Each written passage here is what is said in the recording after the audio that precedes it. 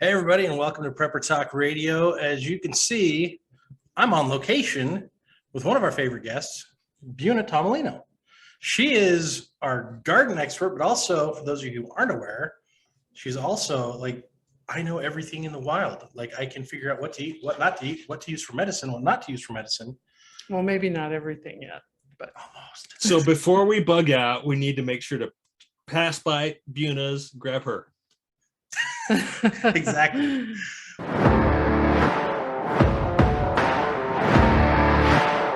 Well, you do nature walks and you do trainings and you do trainings with the schools locally. So we're going to get into that. But Buna, we've been friends for, oh goodness, since 2015 almost.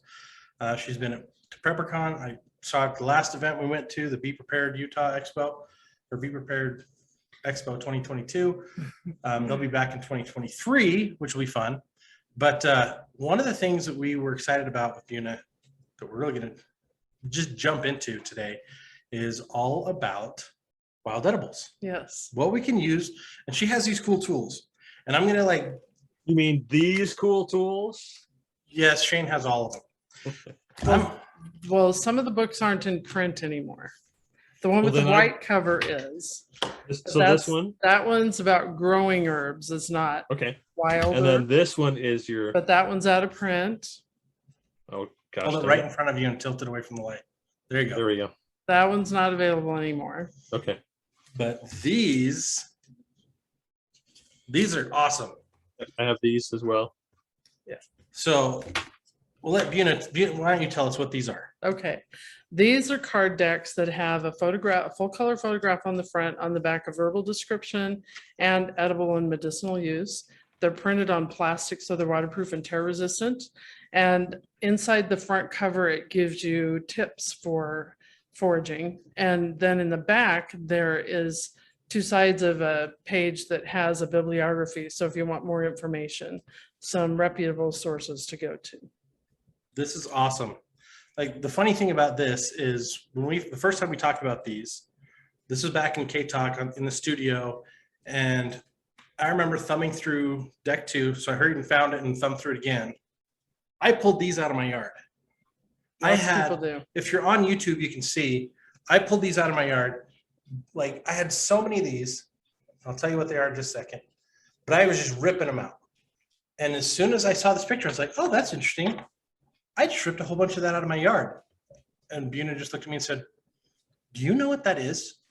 I do like, now. The entire thing is pretty much edible. It's purslane.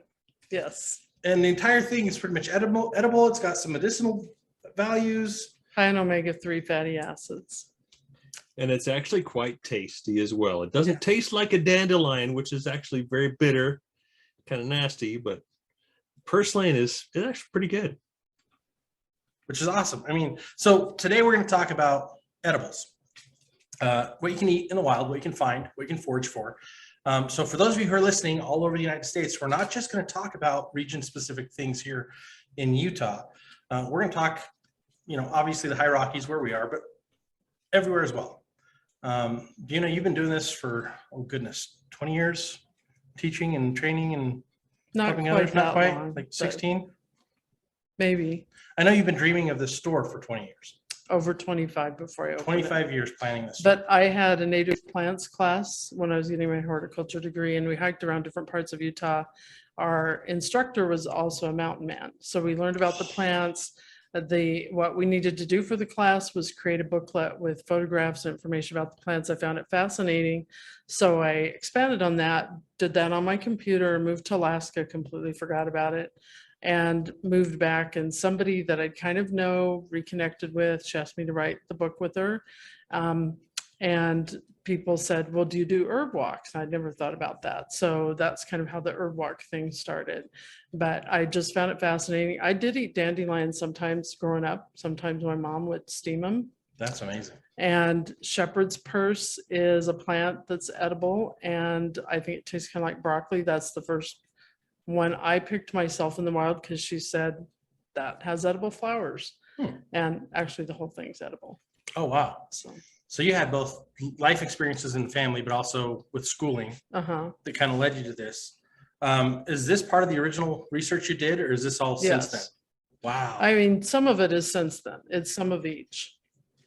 And there's 2 decks because I just split it up. So if somebody can only afford to get one right now, then get one and then the other one later. And deck 2 has a few that you should avoid. Oh, there you go. I was just going to say that, and I was just noticing the poison hemlock that just popped up right there, right next to the purslane. And then you've got poison ivy. Of course, I don't think I would even think about eating poison ivy. But also just stay away from it. So where can people find this? The card decks are available by mail order from gardeninspire.com. I have them in the store at Basil and Rose. So if So you're either in Bountiful or you're near Bountiful, swing by Basil and Rose, right off Orchard. What's the address here? 2110 Orchard Drive. There you go. And if you're not near here, go to gardeninspire.com and make sure you order these, because these are fantastic.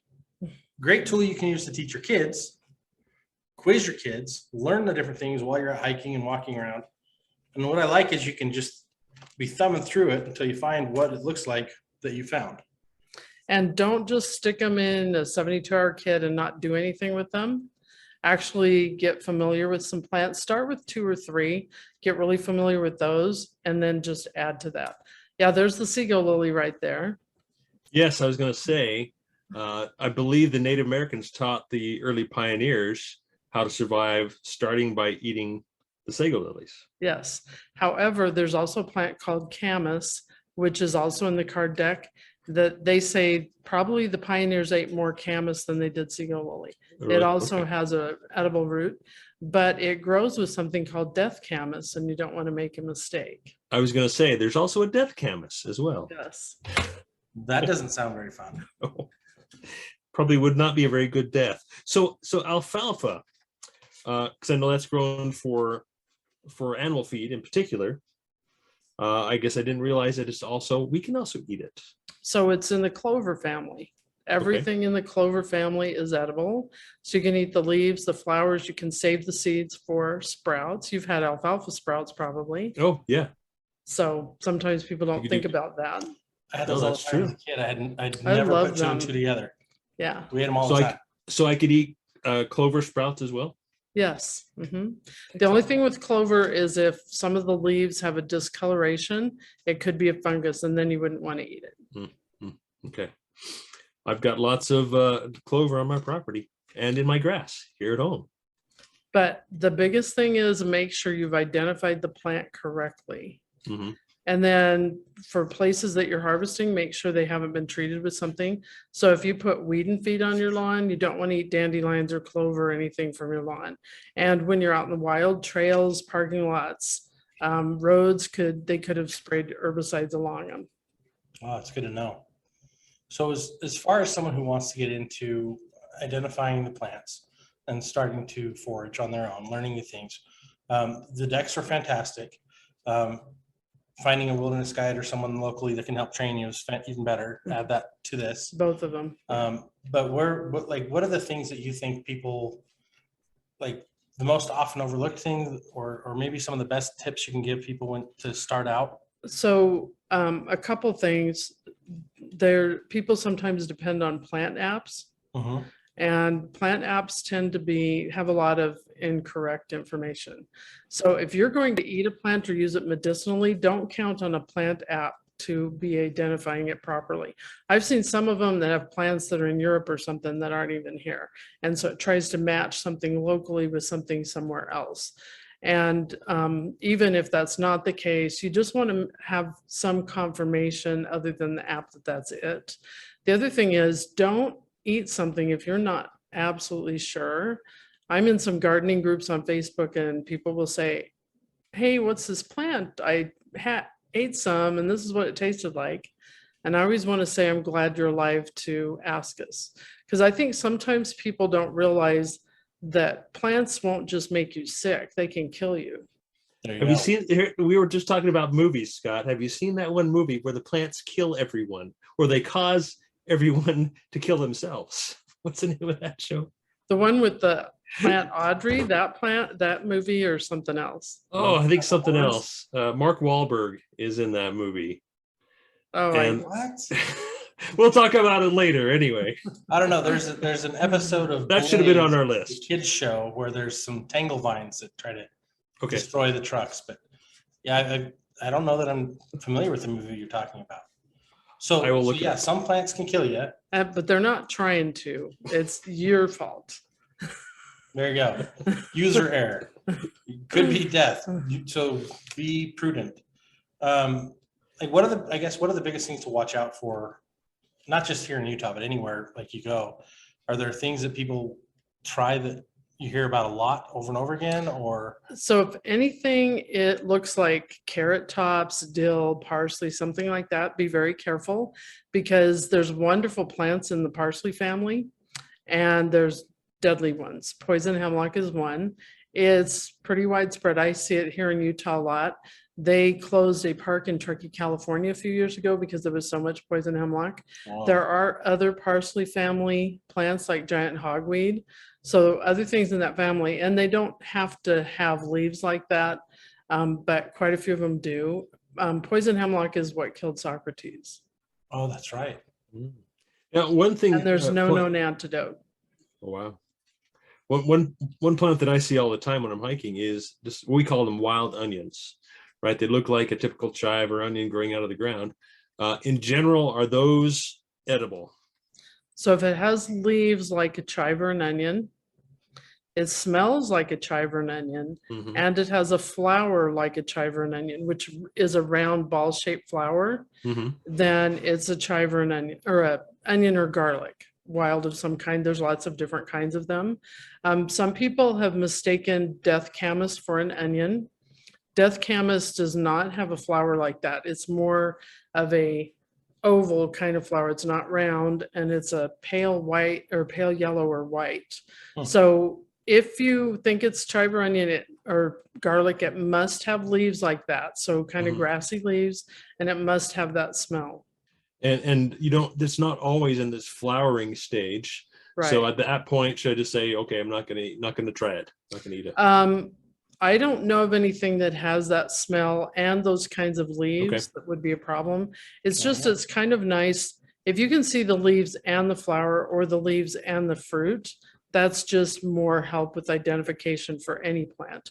And certainly it's not always possible. A lot of times when I see wild onions, by the time they have the flower, there's no leaves. It's just the flower stem and the flower. And so if you mark that spot, you know where that is, and you come another time, then that could be helpful. But you may want them right now. So just note again, shape of leaves and the scent. So, obviously, all this information been compiled over hundreds of years, right? How did this start? Like, for example, how did someone know to eat a raw oyster? I mean, that's just disgusting. So how would someone go about trying to learn a food that's not going to kill them? I mean, are there certain things that you can look for? I mean, to learn the basics of the basics, to figure out, to come up with your own list of plants, for example. I don't know if I'm asking the question right. Are there certain identifiers saying, well, this one could potentially be edible and this one could not? Are there certain generalizations where we could learn those and then start with our knowledge that way? So I've heard rules like that, but I don't know of any that are really accurate. Mm-hmm. There's something that gets passed around once in a while called the universal edibility test. And I do not recommend this. They say that you take some of the plant and you rub it on your skin, and if you don't react, you touch it to your lips, and if you don't react, you take a bite, and if it's bitter, you spit it out, otherwise you eat it. Well, that's just not a good plan. It's better to try to know what certain plants are. And identification books, these card decks, trying to find somebody in your area, making sure they have the credentials to know what they're talking about. What about the rule, if animals are eating it, I can eat it too? No, because birds eat a lot of stuff we can't eat. Possibly other mammals do too, I'm not sure. And sometimes animals make mistakes. I had a client tell me that a deer ate some of her rhubarb and then she found a dead deer because rhubarb leaves are toxic. Oh, okay. And rhubarb leaves can kill you. And apparently that deer didn't know. but the rhubarb is plenty fine. It's just not the leaves. That's correct, but that's what the deer ate. So don't judge by that. Birds eat bittersweet nightshade all the time. That's how it gets spread around. And it probably wouldn't kill us, but is toxic. So you wouldn't want to eat it. You wouldn't feel very good for a long time. Yeah, I haven't personally tried it, so I don't know what happens. I don't want I have a friend who tried the deadly nightshade, and he was sick for a long time because he wanted to. You know, Dan. And deadly nightshade is worse than bittersweet, but yeah, I still wouldn't do it. And poison hemlock, apparently there's times when it's not poisonous, but you would never know. There's a lady that wrote a book called Wicked Plants.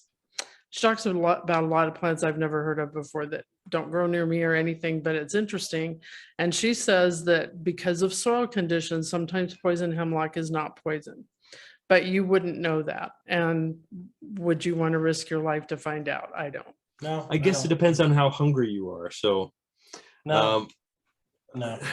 So obviously, you know, part of this bug out scenario we talk about is just going off and living in the wilderness and surviving. I mean, how realistic, if you had all this knowledge and you knew what you were doing, could someone actually go and survive and forage and find enough food here locally? We'll just take Utah, for example. Is it possible? Is it at all possible without saying hunting or fishing or anything like that? So I haven't actually tried it. Time of year is going to make a difference. Right. And could you find enough to potentially at least keep you alive for a while? I think so. But just starting to get to know a few, starting in your own yard, because everybody has edible stuff in their yard that they probably don't know is edible. Maybe it was planted as an ornamental and it's actually something native to their area and they could go in the wild and eat it. Or maybe it's something that's considered a weed like dandelion or purslane or something like that. Some wild edibles taste really good. Some I would only eat if I was really hungry. That's such a good point. Eat it only when you know what it is. If you don't know, just don't eat it. Right. Even if you think you're brave and you think you can. Oh man. You know, when I was in 6th grade, I went to, it was called Camp Chile. This is in Colorado where I grew up. And we spent 3 days basically camped out, not camped out, but in these big cabins. And we had to go and identify all these different plants and which ones are edible, which ones are not. But it was all stuff we'd studied that whole school year. And I mean, it was crazy because it was like super cold at night and then it was nice during the day. And so you're bundled up in the morning trying to identify these plants while you're shivering, while you can't think straight. And I'm like, in a survival situation, depending on the time of year, here in Utah, it's the same. Depending on the time of year, it could be a horrible situation. And what if you're somewhere where it's super hot and then you're not thinking clearly because, you know, it's just super unpleasant in that way? Yeah, that just. Ugh. So it's good to learn now and even starting with just a few and seeing what's in your yard and then seeing what's other places.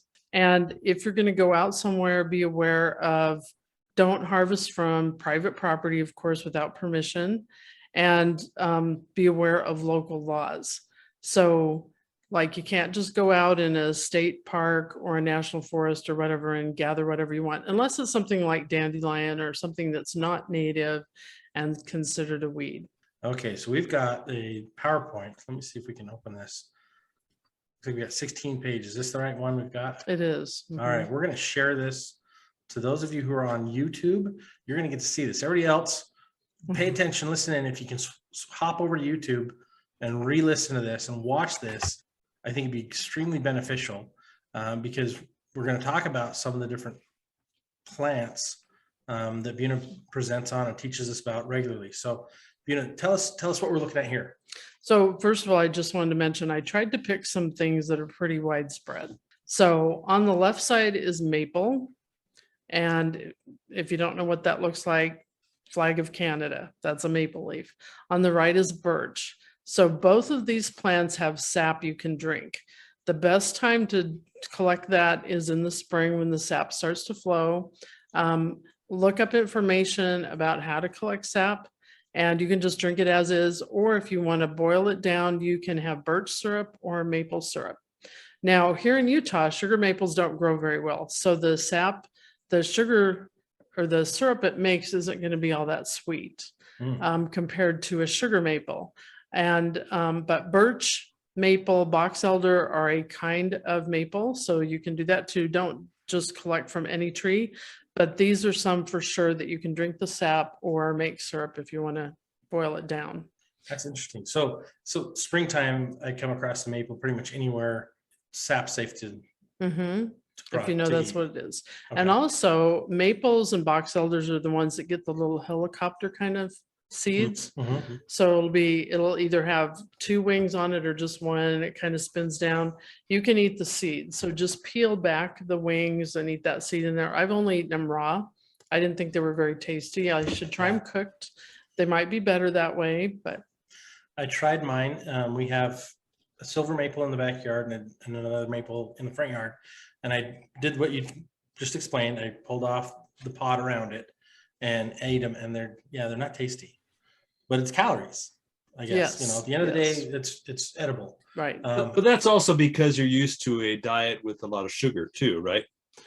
And so these things probably would taste better if we had a more natural diet. Are you calling me a diabetic? No, I'm calling myself So a pre-diabetic. Pre-diabetic. And I don't eat a lot of sugary food, but in general, our diet is sweeter than, and we're not used to bitter kind of taste usually. Bitter is actually really good for the digestive system. And so some things, if you mix bitter with stuff that's not so bitter, that reduces that bitter taste. But I want to try maple seeds cooked and see if there's any difference. Cooked and salted. Or salted, maybe roasted. Roasted and with salted, seasoning on them or something. Oh, whoops! I forgot. Just go down to the Great Salt Lake, harvest some natural salt there. There you go. With some brine shrimp with it. Now, what's interesting is those brine shrimp. I learned this when I was driving Lyft and Uber a few years back. I actually gave a ride to a guy that harvests those shrimp. And I used to subscribe to Boys Life magazine as a kid. And those sea monkey those things? sea monkeys are brine shrimp. Okay.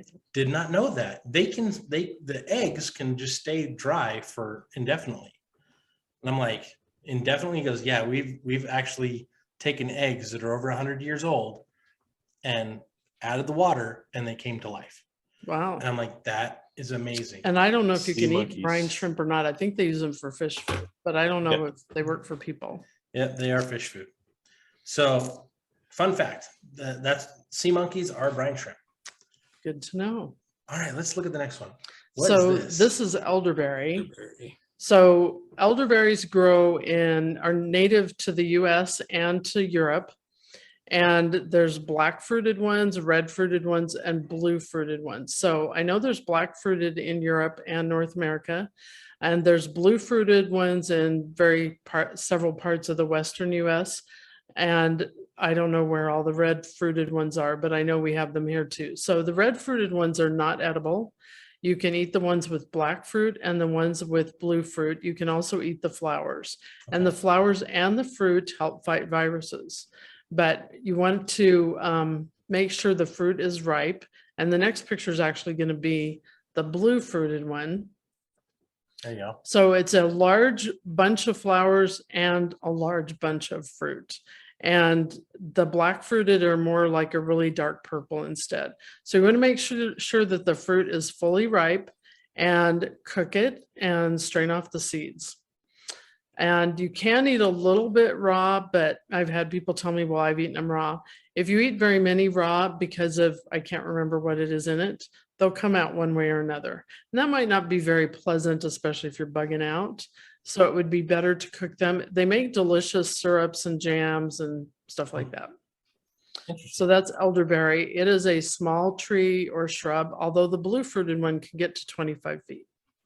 We have, my neighbor said it was an elderberry. I'm like, this isn't an elderberry. We have a tree next to our house that has kind of a black fruit that kind of almost looks like a raspberry. Mulberry. Mulberry, that's okay, not elderberry, mulberry. And the deer, I never get to eat them. The deer are always eating them. We can never get to them in time. But I hear they're delicious. I've just never had any of them. So I planted a dwarf contorted in my yard, so it's not going to get 40 feet tall like usual. Okay. And last year was the first year I thought I'd get fruit, and the deer ate the flowers. So maybe this year. Yeah. And there are places you can find mulberries in the wild. I have found them on a wild herb walk before. Okay. Mulberries were brought to Utah because there was a silk industry that they were starting, and birds spread mulberry. So I'm sure there's other places. Some of your listeners will know where mulberries are, but yeah, they look like a raspberry, but they're growing on a tree, and they're usually longer than a raspberry. They're longer. It was weird. The first time when we first moved here, I was like, what is this? And he was like, oh yeah, that's edible. It's mulberry. Yeah, and you can eat those right off the tree. I'm gonna have to put a fence up, keep the deer away. Edible landscapes. Yeah, edible landscapes. So Yes. These two, I mean, is it easy to find trees like this to plant in your yard? I mean, I sell the blue fruited. Okay. I've never seen it sold in Utah anywhere else, and I wanted one, and I thought other people might. So there you go. the black fruited one is easier to find. So there's lots of different opinions about pollination, and based on many things I've read, it sounds like the blue fruited does not need another one for pollination, but the black one does. But some people say if you have the North American one, you need another North American one for pollination, a different variety. And if it's a European one, you need another European one for pollination. However, there's somebody that has a hybrid where they crossed. Oh. So I don't know for sure about that, but you could try 2 different black ones, one from Europe and one from North America, and see what happens if you want. These are all over the mountains here in Utah. Yes. And elderberries tend to be shaded near rivers and streams, but not always. I saw some blue fruited ones on a dry hillside, full sun, nowhere near a stream. There you go. Wow, it's beautiful looking. And so fruit wise though, the flowers are what? The flowers are edible, and so are the fruit. Flowers and fruit are both edible. Okay, let's jump to the next one, shall we? So this is choke cherry. And there's choke cherries around different parts of the US for sure, into Canada. So the bark and the leaves look much like a cherry tree you would plant in your yard on purpose. And people do plant these on purpose, but they usually plant them as an ornamental. And it has a panicle of white flowers, as you can see in the picture, instead of just 1 or 2. And so it will get several fruits along there. Sometimes the birds come along and harvest it before you get to it, so it may not have all those fruits on there by the time you get it. Okay. But the fruit turns a very dark red, and that's when it's ripe. You want to make sure it's ripe. You don't eat the pit. You want to cook it and use sugar. That's why it's called choke cherry. So great jams, juices, syrups. Okay. It can get about 25 feet tall. Really? Wow. Okay. Probably not too fun to harvest once it gets that tall. You can harvest the lower part and let the birds have the there you go upper part. And this is actually a picture. This next one's a picture of fruit. And so that's what it looks like. And the picture on the right is a fungus that choke cherries get. It does not affect the edibility of the fruit. It's just another thing to help you say this is a choke cherry. So if the bark and the leaves look like cherry, and then you see this, that's just another confirmation that this is choke cherry. Very cool. Awesome. That's so interesting. This is one area I need to do a lot better in. And you do the nature walks. How often do you do those? Sometimes every week. This is the 3rd year that most of my walks are private, where I have so many people wanting to do private walks with a homeschool group or their friends or family or whatever, that I haven't had as much time to do public ones. Gotcha. But I'm planning to reserve some time to do public ones so that I can help people out that way. Awesome. This is really cool. Okay, so the next one. So this is a hawthorn. So there's hawthorns in various parts of the country. Some are grown as ornamentals. This is the native Utah one. And obviously the flowers on the left and the fruit on the right, they have thorns. They are in the apple family, or the rose family rather. which is the same thing. So they have these little bunches of flowers. The flowers can be white, they can be pink, they can be double. So I had one in my yard that was planted on purpose and it had double flowers, which means you can't see the center of the flower because there's so many petals. And the flowers are small, like smaller than a dime. And then the fruit is fairly small. And the fruit, I've always seen the dark colored fruit. I don't know if there's other colors, but it is related to an apple. Like I said, you can eat the fruit raw, you can make it into things. When I've eaten it, I didn't find it tasty, but there may be different varieties that taste better. Hawthorn's also really good for the heart. And I'm not an herbalist, so I can't tell you all the details about that. But if that's something you're interested in, that's another benefit to hawthorn. They do have thorns. That's another thing that helps with identification. So, and the leaves don't always look exactly like this. Some of them look more like a maple leaf, kind of a little maple leaf, but the thorns can be anywhere from a 1/2 inch long to 3 inches long. Whoa. Can you repurpose those thorns as needles? I don't know. That's a good question. I know certain yucca plants, you can use them to sew things up. Yes. And it was interesting to learn that moving here. I was like, wait, you can do what? And like, you bite the tip and wiggle the whole thing out and it pulls its own thread. But so these have 1/2 inch to 3 inch thorns. All right. What do we have here? So these are currants. The one on the far left is the golden currant. It gets its name from the color of the flowers. But most currants have flowers like the ones in the middle that are kind of a pale greenish yellow. There are also some that have pink flowers. And then the fruit of currants is about the size of a blueberry, sometimes smaller, depending on the variety.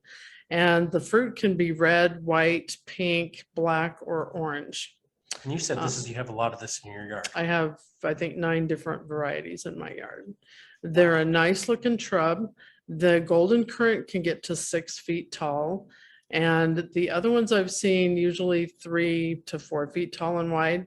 The leaves usually look like a small maple leaf, but some of them, the fruit tastes really good right off the shrub. Some of them would be better in jam or jelly, or juice. But obviously, if you just need to eat something, go ahead. Sometimes they're thorny, sometimes not. If you're familiar with gooseberries, gooseberries are related to currants. So we have native gooseberries here too, and other parts of the country do also. There's also gooseberries that are native to Europe. And the gooseberries I've had taste better made into something like pie. Gooseberry pie is delicious. But the best tasting currant I ever had was an orange fruited one that I saw in Jackson Hole outside my tent. Really? But I haven't seen that one for sale. I'd like to get some, but I have all the other colors in my yard. Now, as far as finding them, like, are they typically in shaded areas, very exposed, sunny areas? So more likely to be in shaded areas, understories to trees and other shrubs. And I did an herb walk Monday and they were just starting to fruit there, but I did see one of the golden currant that still had flowers. So the other ones, I couldn't tell what kind they were because the fruit wasn't far enough along, but I knew for sure that it was a currant and it wasn't at an edible stage yet. But if it was something where I was walking around and I noted, hey, I know there's currants here, then I could always come back there later and harvest some. That's cool. And you said there's how many varieties? I don't know how many are native to Utah or worldwide or anything, but I have 9 different kinds in my yard. And sometimes they're thorny and sometimes not. Gooseberries are always thorny. Okay. Okay. So this is a rose. So on the right is a wild rose that I found around here.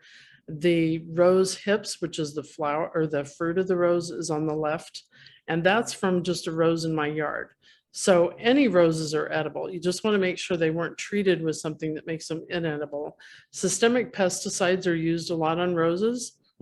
They're believed to be one of the things killing off the bees. They go into the whole plant, kill anything feeding on it. So certainly if a systemic was used, you don't want to eat the rose, but the flower is edible and so is the fruit. The fruit's very high in vitamin C. Certainly if you harvest all the flowers, you're not going to get any fruit. Gotcha. So you want some of each if you're around during both times. And just smelling roses is supposed to be really calming.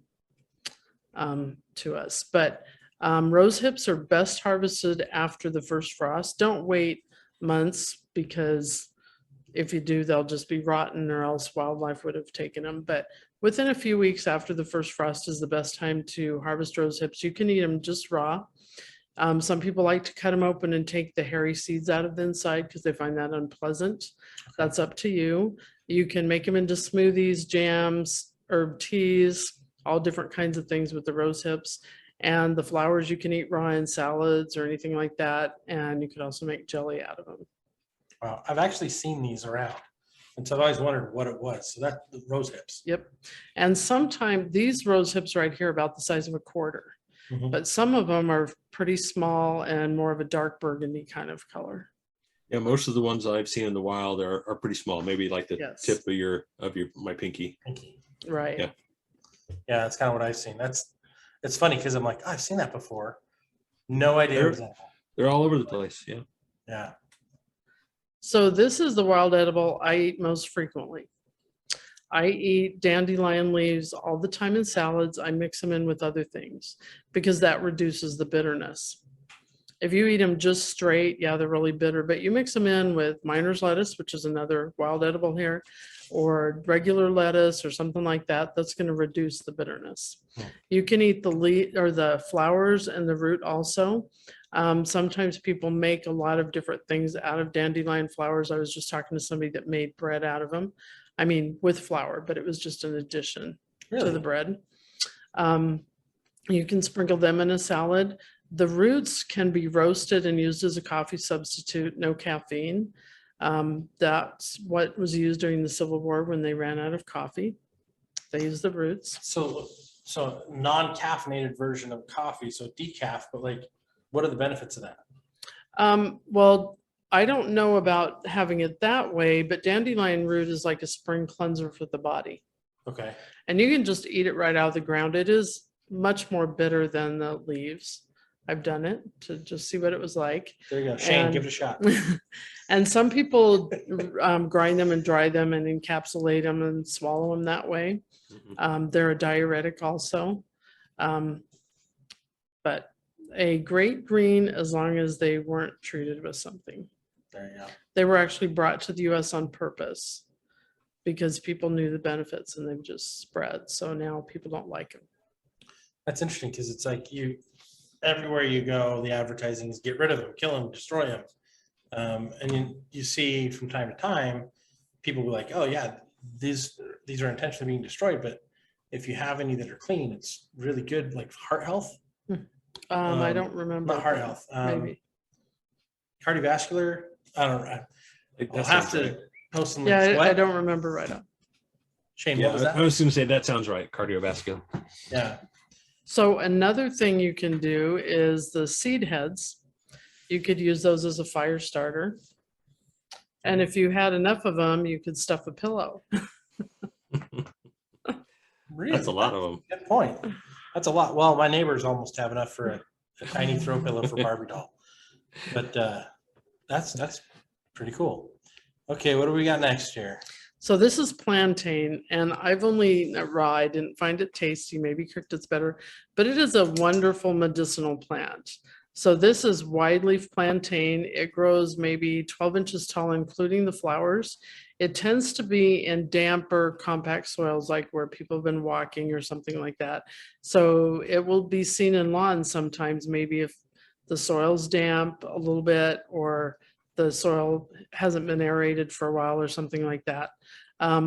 It was actually called white man's footprint by the Native Americans because it seemed to follow white man around. And the leaves have parallel veins. The most prominent veins are the parallel veins. So the veins run parallel to the edges of the leaf, kind of like grass does. Okay. So this plant, if you get bit or stung or you run into stinging nettle or poison ivy, you can put this plant on it to help. Do I need to like turn it into a poultice first? That would be best. So if you chew it a little bit in your mouth first, that's getting the benefits internally, and then put it on the surface of the bite or sting or poison ivy or stinging nettle to help. Or you could just mash it up a little bit and then put it on to help. It's funny because as soon as this popped up, I'm like, wait, I've seen this in Alone. I love the show Alone, and Nicole Appellion's been on before, and like her entire year that she was on the show, she's like, oh, here's another plantain, and she's just out there working on that and looking for other stuff to do, and I always thought it was so interesting. Like, I lived in Florida for a while, so plantain, I'm thinking The this big banana. banana, and I'm all, I don't see any banana in there. I'm like, what is she chewing on? It's the leaves. But it's spelled and pronounced just like the banana, but yeah, no bananas. No bananas. Bummer. That's cool though. So the veins are really easy to see there. Yes. So pretty easy identifier. Okay, what do we got here? And this is actually narrow leaf plantain. So it just has a narrower leaf. Same thing. In this one, you can see a bird's eye view of the flowers. So they're kind of an oval shaped flower with these little white kind of satellites floating around them. And you can eat the seeds also. There is something called psyllium. It's used to cleanse the digestive system. It's from a different kind of plantain. Okay. So I would guess any kind of plantain would probably do that. Now, are the plantain flowers pretty similar on the wide leaf and the narrow leaf? Yes. Okay. So they'll have the little white Right. satellites. Very cool. All right. And then what is this? So this is mallow. Some people ate the seed pods of this as a child and called them cheesies or belly buttons because they look like little cheese wheels. But you can eat the whole plant. This is in the hibiscus family. Everything in the hibiscus family is edible, which includes okra, hollyhocks. Did you know I can't stand okra? No, I Have did I told you not. that? I had a bad experience Okay, years ago. maybe feed the leaves, but okra has pretty flowers like a hibiscus. Okay. So marshmallow is a different plant in the same family, but this was also used to make marshmallows in the past. Really? So the root is what was used for marshmallows, but the root can also be used like slippery elm, which here in Utah, we don't have slippery elm, but slippery elm is used to coat the throat or the stomach. So if you have ulcers or a sore throat or something like that. And this has a really long taproot, which frustrates people when they're trying to dig it out. But it's just a little mounding plant. The leaves look a lot like hollyhock leaves, just smaller. So again, hollyhock, mallow or common mallow, which this is, anything in that family you can eat. And as leaves get bigger, like hollyhock leaves get bigger, they're going to be more rough and not so pleasant, but still edible. Okay. This is mullein. So on the left is how it looks the first year. It's a biennial. So it's this little rosette of leaves. And then the second year, it gets this flower stalk, which can get 6 feet tall. Sometimes it's just 2 feet. It depends on the soil conditions. And the leaves are kind of a greenish, yellowish, grayish color, and they're soft. And so a good toilet paper substitute, if you need that. I was just going to say that. We used to call this Indian teepee growing up. But also the leaves have been smoked in the past for asthma and lung problems. Really? Yes. And you can get supplements with mullein leaves in them for that purpose. And so I don't know how many people actually smoke it anymore, but the leaves are beneficial. You can just get it other ways. And then the flowers, which are yellow, are edible. Or you can put the flowers in some oil and steep them, then strain them out of the oil and use that for ear infections. Oh. And then in the past, when the whole plant would die and turn brown, they dip it in tallow and use it as a torch. Now, can you use the seed? Are the seeds edible? Did you say that? Or Not as far as I know, the flowers are. just the flowers? Mhm. Okay. Wow, that's interesting. I remember seeing them tall with the seed pods everywhere, and I'm just like, But you can take the seeds and keep them the next year and plant some more. You can. And make sure if you plant it in your yard that you keep it under control so it doesn't go everywhere. And also, this plant can help with stinging nettle. So I was talking to somebody that got out of his car and walked right into a patch of stinging nettle, went over and found some mullein, grabbed it and wiped it on where it was stinging, and it stopped. really? I don't even think he made a poultice out of it. Fantastic. This is pineapple weed. It looks see like this everywhere. chamomile. Yeah. It's related to chamomile. So you can use it just like chamomile. You can use the flowers as herb tea. You can eat the leaves. It only grows a few inches tall. It just does not have the little white petals or ray flowers like a chamomile flower would. It just has a little dome-shaped center, which looks kind of like a pineapple, and it has kind of a pineapple scent where chamomile has kind of an apple scent. Hmm. That's really cool. Very cool. So here's the purslane. Nailed it again. I'm in trouble. So purslane is a succulent, and if you break it, it has clear sap.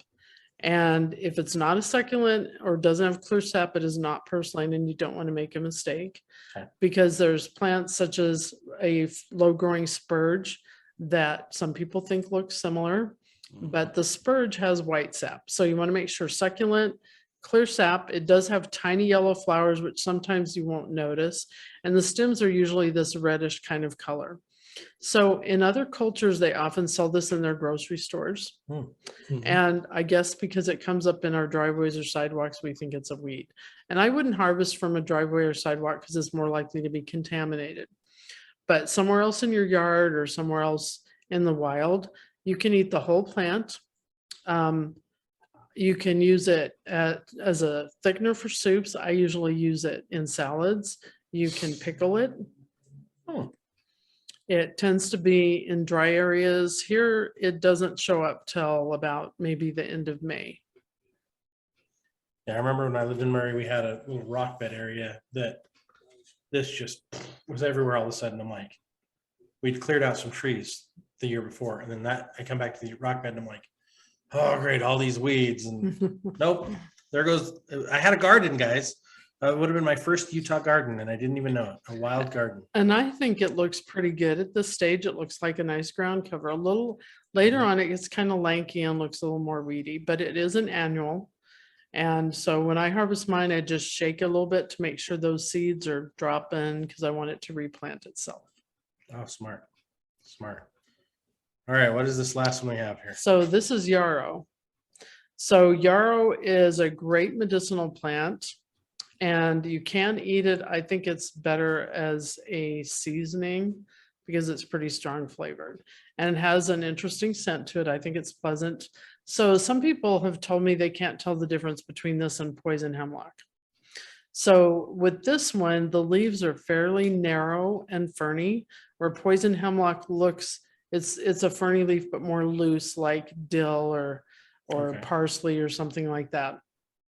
And then the yarrow that we have around here has a white flower, sometimes a light pink. You can get it at nurseries in all different colors, and there may be other places in the wild that it is different colors. But when the flower fades, it looks exactly the same, except it turns brown. So it doesn't change shape or anything like that. Poison hemlock flowers fold up, kind of looking like a broken umbrella. Okay. And if you've ever seen dill flowers or something like that, same family, so poison hemlock does the same kind of thing. And usually poison hemlock and yarrow are growing in different areas because yarrow tends to be more of a sun, drier soil, where poison hemlock tends to be more shade and damper soil. But one of my herb walks that I go on, they are growing together. Really? Yeah. So there are certainly exceptions. So Achillea is the scientific name for yarrow. So if you remember Achilles in mythology, his mother held him by his Achilles tendon, dipped him in the river Styx, and he was immortal except right there. And then an arrow shot him right there, killed him.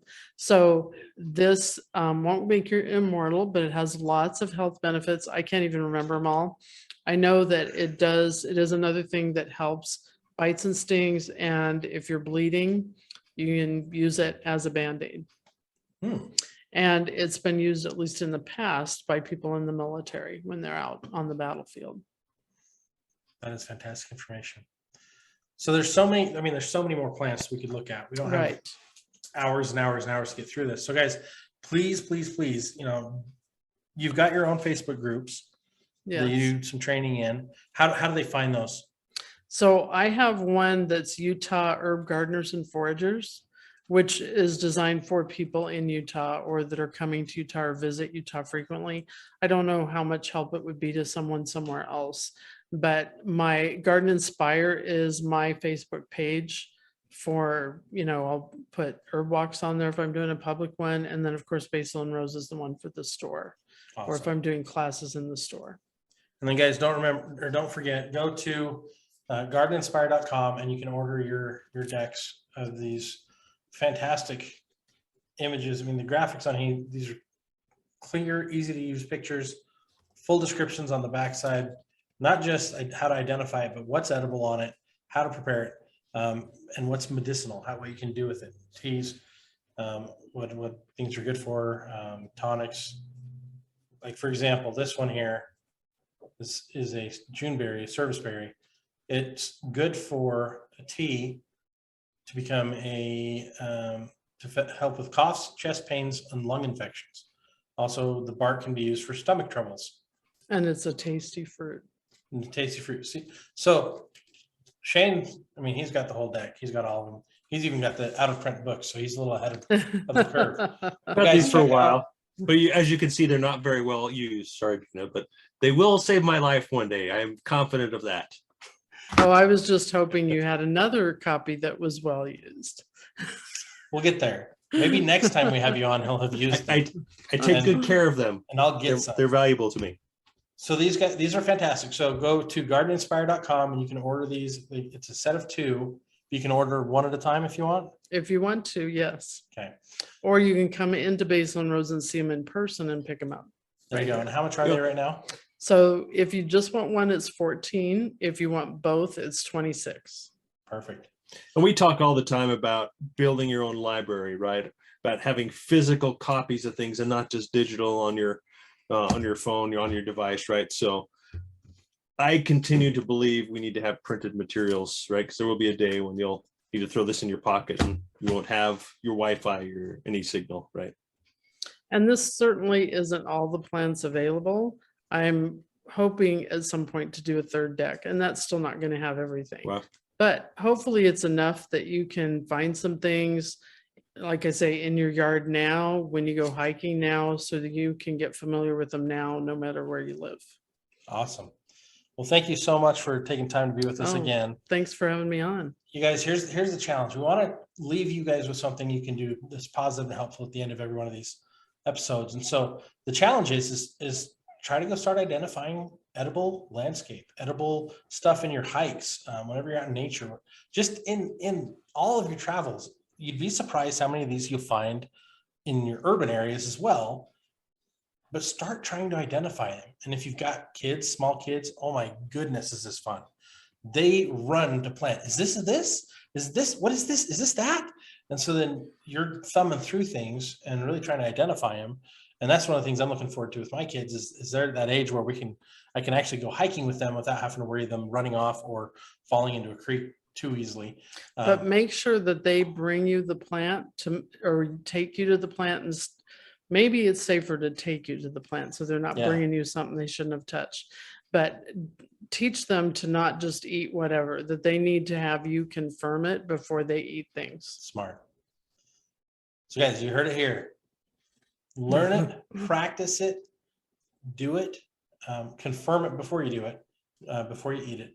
But guys, this is some of the most important information.